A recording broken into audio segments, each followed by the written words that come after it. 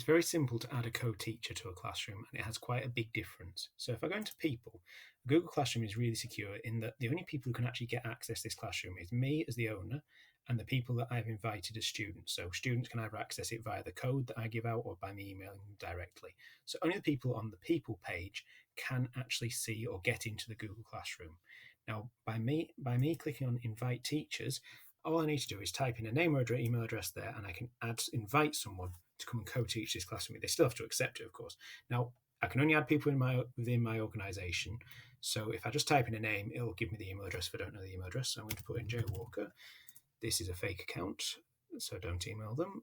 I'll invite them, and it thinks about it, it adds them to permissions, so that person is now invited.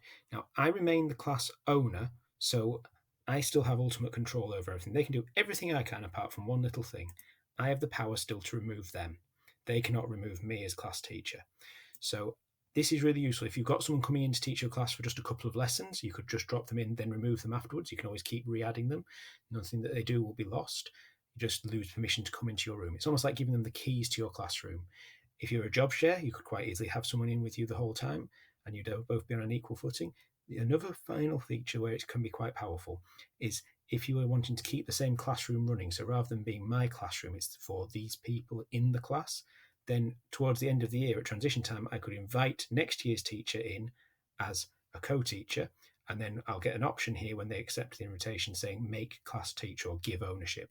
At that point, it just switches our names around. They become the top person, and then they can boot me out or I can leave, and the class is handed over with all its work complete, and it doesn't have to be restarted. That's quite useful if you've got classes staying the same. It's also quite useful if you've got known cover coming in, especially in a school where there's roving supply or hill to cover, because you can invite your cover in to be your classroom teacher.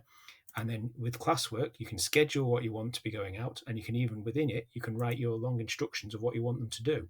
You could even, if you really wanted to, include a YouTube video of yourself speaking quite easily, because we can go to create assignment. You could just add a YouTube video and for your speaking, or you introducing instructions, or even a live video of yourself. So makes leaving cover lessons very, very easy because you've just got someone in to monitor and keep an eye on what's going on.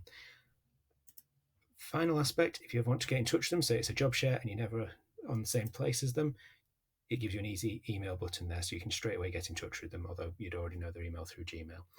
But that is how to add a co-teacher, and it gives you quite a lot of different possibilities, and it's probably underused a little bit, that one.